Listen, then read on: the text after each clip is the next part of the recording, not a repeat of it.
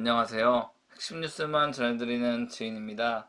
구독과 좋아요는 제작자에게 큰 힘이 됩니다. 눈이 한번 크게 온 뒤로 날씨가 제법 훈훈해진 것 같습니다. 물론 주말에 다시 추워질 걸로 예상되니 구독자분들 외출 시 든든하게 껴입고 건강하시길 빌겠습니다.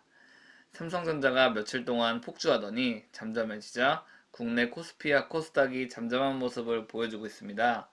반도체든 건설이든 2차전지든 계속 잔잔한 모습을 보여주고 있습니다. 지금 이런 타이밍이 좋은 회사를 매수해 나가는데 최적화된 타이밍이라고 할 수 있습니다. 조정 또는 보합이 반복될 경우 일정 기간 동안 모아진 힘이 한 번에 튀어나가게 될 것이기 때문이죠. 오늘은 LS전선에서 좋은 소식이 있어서 전해드리려고 유튜브를 켰습니다. 그럼 시작하겠습니다. 1월 13일 표출된 뉴스입니다. LS전선은 이집트에 공장을 지어 아프리카와 중동 시장을 본격 공략한다는 내용을 말하고 있습니다. 사실 이 뉴스를 보면 뭔가 더 추가로 볼 내용이 없어 보입니다. 하지만 이런 정보를 토대로 여러 뉴스를 살펴본다면 숨은 사실이 많습니다. 일단 기사를 잘 살펴보면 LS전선과 현지 업체 만케이블이 합작법인 LSMC를 설립했습니다. 그리고 이집트 전력청과 신도시 전력망 구축을 위한 케이블 공급 계약을 체결하고 공장 준공과 함께 양산에 들어갔다고 말하고 있습니다.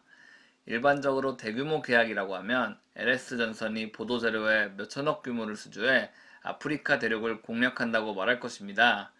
이런 내용은 없지만 LS전선이 새로운 지역에 공장을 운영한다는 사실은 중요하다고 볼 수 있습니다.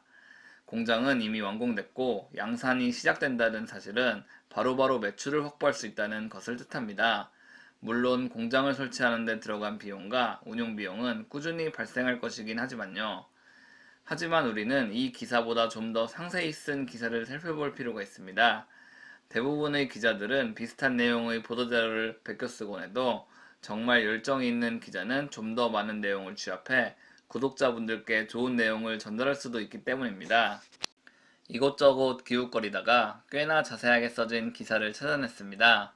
합작법인 LSMC에 대해서도 자세히 나와 있습니다. LS전선은 49%의 지분을 확보하게 되고 만케이블은 51%의 지분을 소유하게 됩니다. 이집트 입장에서 봤을 때 LS전선이 더 많은 지분을 확보하게 된다면 국가의 사업 주도권을 빼앗길 수도 있는 것이기 때문에 일반적으로 타 지역의 법인은 해당 국가의 회사가 더 많은 지분을 보유하는 것이 일반적입니다. LS전선이 이집트에 투자하는 것이 매우 긍정적이라고 기사는 말하고 있습니다. 아프리카 전체 수요는 17만 9천 톤인데 현지 공급량은 수요 대비 16%인 2만 9천 톤에 불과합니다.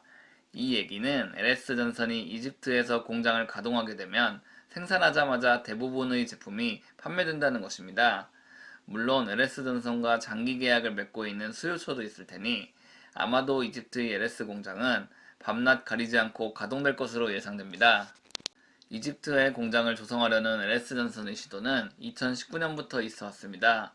2019년 11월 기사입니다. LS전선은 이집트에 합작법인을 설립하겠다고 입장을 밝혔습니다. 현지에서 생산을 하면 물류비용과 관세 비용을 대폭 낮출 수 있어서 회사로서는 정말 최고인 상황입니다. 게다가 이번 합작법인 시 지분 확보 비용은 35억 원이 들어가는 것에 그쳤습니다. 말 그대로 교두보를 마련한과 동시에 최소의 비용만 지출됐다고 볼 수 있죠. 물론 공장 고정비나 운영비는 매달 나갈 것이긴 하지만요. 다만 이번 공장 설립은 약간 아쉬운 부분이 있습니다. 이 공장에서 생산되는 제품은 발전소와 변전소를 잇는 철탑에 가설되는 가공송전선이라는 것입니다. 가공송전선은 우리가 자주 보는 전봇대에 걸려있는 일반적인 케이블을 뜻합니다. 부가가치가 높은 케이블은 지중송전선입니다. 지중송전선이란 케이블을 지하에 매립해 설치하는 것을 뜻합니다. 하지만 많은 분들이 아시다시피 아프리카 또는 중동 지역에 부유 국가만 있는 것이 아닙니다. 따라서 LS전선은 범용적인 케이블을 공급하기 위해 이집트에 가공송전선 전용 공장을 짓는 것이라고 할 수 있죠. 추가 공장 증설 가능성은 충분히 있습니다. LS전선은 2020년 3월 중동 바레인으로부터 1,000억 원 규모 해적 케이블을 수주한 바 있습니다. 당시 체결된 계약은 해적 케이블 25km를 공급하는 계약이었습니다. 이 얘기는 이미 LS전선의 기술력은 중동 시장에서 통한다는 얘기입니다. 즉, 과도한 마케팅이 필요 없고 이미 명성 있는 업체로 알려져 있다는 것입니다. 따라서 이집트에서 가동되는 공장이 추가 증설을 통해 해저 케이블을 생산할 가능성도 충분히 있다고 볼 수 있습니다. 오늘은 간단하게 LS전선의 해외 사업에 대해 알아봤습니다. LS전선 아시아는 LS전선의 베트남 사업부라고 볼 수 있고, 그 외의 모든 케이블 사업은 LS전선의 사업이라고 보면 됩니다. LS전선이 세계 최고 풍력 터빈 업체 오스테드와 협력한다고 한 지 2달이 지났습니다.